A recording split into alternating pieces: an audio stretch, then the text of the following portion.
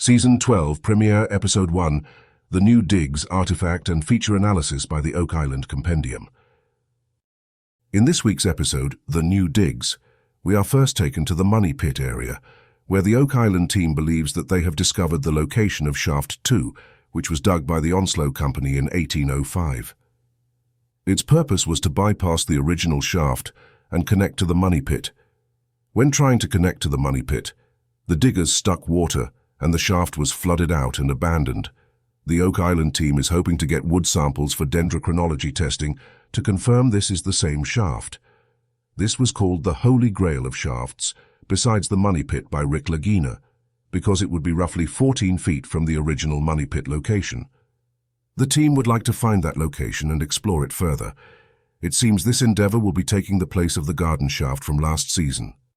We are then taken to Lot 15, where the Oak Island archaeologists are working to excavate the areas under the stone cairns, or pirate piles, as Fred Nolan called them.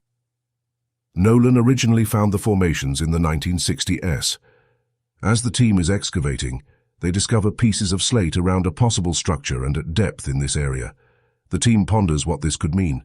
It should be noted that crushed slate was found on Lot 5 last season, and the compendium reported that this was used in the production of bricks, which we believe was one of the industrial operations that was going on at one time on Oak Island. The team continued to work in the area. Then the action shifted to Shaft 2 in the Money Pit area, where the Oak Island team continued the excavation.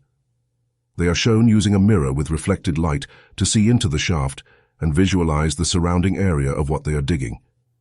As the spoils were brought up, Gary Drayton started to metal detect the spoils. Gary had a hit on his metal detector and found a rosehead spike. Drayton estimated the date was around the 1700s or earlier. If this is accurate, it would not match Shaft 2, which was dug in 1805. Although the team stated they believed it was Shaft 2, the spike was bagged and tagged and sent off to Emma at the lab for testing.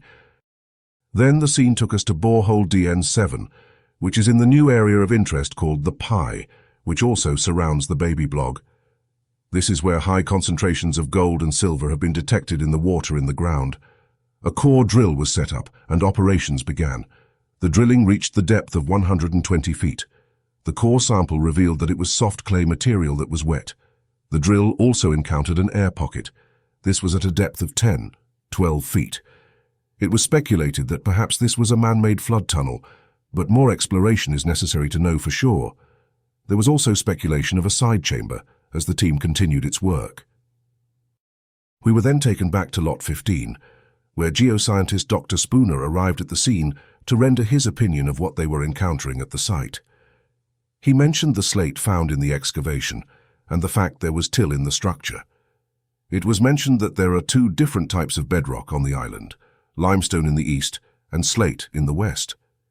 This specific area does not have naturally occurring slate and could have been brought from Lot 5 or somewhere else on the western part of the island. He also noted some similarities in construction between the cairns and the wall, and well found on Lot 26. It was also speculated that these mounds were built by the Templars based on a theory by Dr. Gaspani. It should be noted that Dr. Gaspani's theory has some concerns with its methodology and should be taken with a degree of caution. The action then took us to Shaft 2 in the Money Pit area, where the team continued to excavate what they believed was Shaft 2, originally dug by the Onslow Company. They found one part of a wall and were looking for the parallel wall. During the excavation, Rick Lagina found what appeared to be a dowel in the spoils.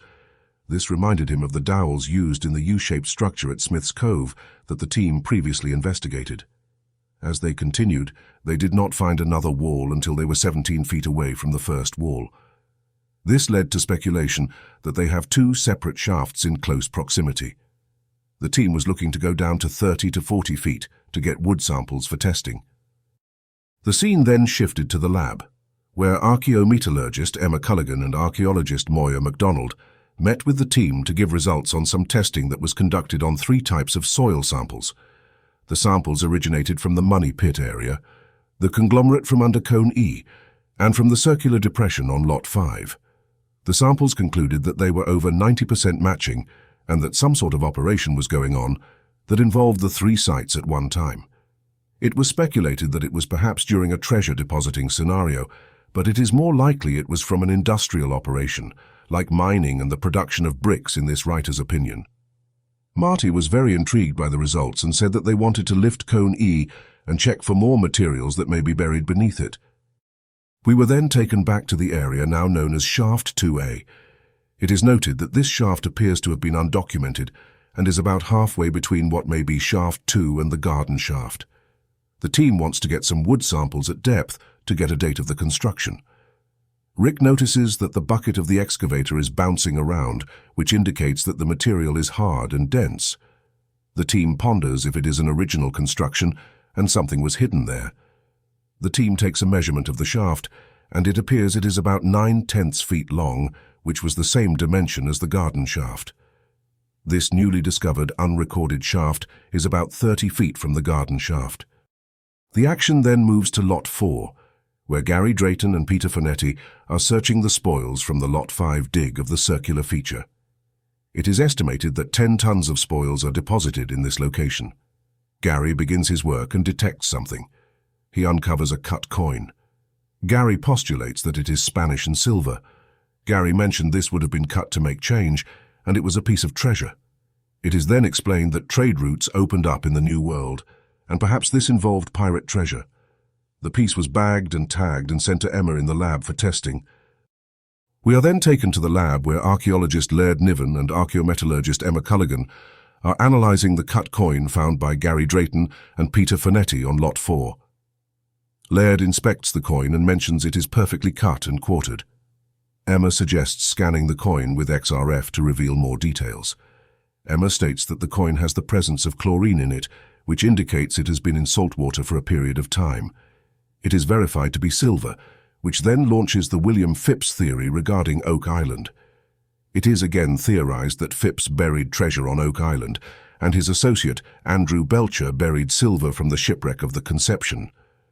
Emma then does a CT scan of the coin but could not find any identifying marks. She mentions that she will do a deeper scan to see if she can uncover any details. The next scene brought us to Cone E, where the team has made plans to lift up the boulder and dig underneath it to see what can be discovered. It was in this spot that Marty Lagina found the conglomerate which had the animal hair in it. A 30-ton crane is brought in to lift the boulder. Upon inspection, the team finds what appears to be more of this conglomerate that was previously found. Dr. Spooner inspects the material and remarks that it is exactly the same material as the previously discovered sample. He mentions that there are sticks and red moss underneath the boulder, and it appears that someone was digging here before the boulder was put into place. It is also mentioned that Fred Nolan was digging around this boulder, but claimed he never moved it. The team will investigate the area further. We are then taken back to Shaft 2A, where the team has made considerable progress of uncovering this shaft. The definition of the shaft is revealed, and it is remarked that it is identical to the garden shaft. The team is baffled by why there would be two unrecorded shafts so close together.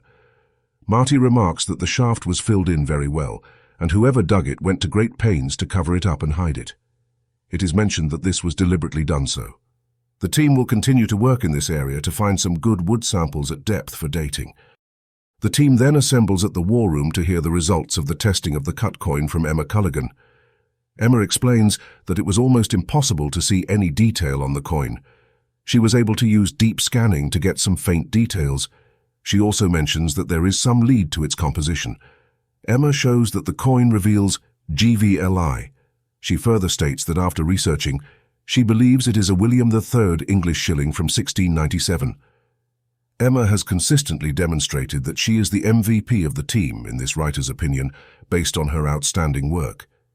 It is then stated that Graham Harris and Les McPhee had a theory that the British military were on Oak Island looking for the William Phipps treasure that was theoretically buried there. Although this coin does not substantiate that theory, the mentioning of this theory seems like a pivot to get off the fact that the coin was thought to be Spanish but is English, thus excluding it from being a part of the Conception treasure. If it was, it would support the Phipps theory. There are problems with the Phipps theory. Commentary. History reveals that during the time that Phipps and Belcher would have supposedly buried treasure on Oak Island, the area was controlled by the French. French pirates were based in Le Havre in the late 1600s to early 1700s, not too far from Mahone Bay. It would be highly dangerous and unwise to attempt to hide any kind of treasure by an Englishman in an area like Oak Island at the time. It appears that Andrew Belcher, Phipps's associate, was in Mahone Bay and very likely involved with Oak Island. The reason for this seems clear. Belcher was a merchant, slave trader, and unscrupulous character. He had been accused of illegal trading during his career, and it seems most probable that he was engaged in illegal trading on Oak Island. Evidence like cut coins, trade weights, and etc. points to trade operations between French and British interests on the island during this time. Belcher was trading with the French, among others, and allowed to pass into the area because of his status as a Freemason and considerable business connections. Belcher was so unscrupulous that he once traded flour that was in urgent need in his home area to outside of it, so he could turn a large profit. The Phipps-Belcher treasure theory is not supported by the real history of the area, but makes for an entertaining story. The episode concluded back at Shaft 2A. The team, after continuing efforts, was able to find some excellent wood samples that will be sent out for dendrochronology testing to get a possible date of the construction. A very large beam was discovered that Gary checked for metal, but there was no metal detected. The team was still uncertain why these undocumented shafts were in so close in proximity to each other, and the work will be paused there until the dating comes back. Commentary. In this writer's opinion, there is an explanation for the close proximity of the shafts and a reason why they were undocumented. It seems that these shafts weren't searcher shafts, but they were mining shafts that predated 1795. It's not a coincidence, in this writer's opinion, that these shafts are located in an area close to a high concentrations of gold. Compendium Investigations believes that mining was being conducted in this area and was very secretive. It is very common to find old mining shafts close to each other. Many underground mines have multiple shafts, and it seems likely that was the reason for this setup on Oak Island. After the mines were abandoned, they were backfilled with soil, rubble, and mine waste and capped with wood. It's believed by this writer that is exactly what has been found at the Garden Shaft and Shaft 2A. Please follow our weekly episode analyses during the season, along with our Throwback Thursday articles from the original Compendium Blockhouse blog, and special investigations and features involving Oak Island. Feel free to reach out to us for questions, comments, information, and any theories to our email, theokislandcompendium@gmail.com. Please visit www.theokislandcompendium.com for this article and our other content related to the Oak Island mystery. Good day from the Compendium. Daniel and Charlotte.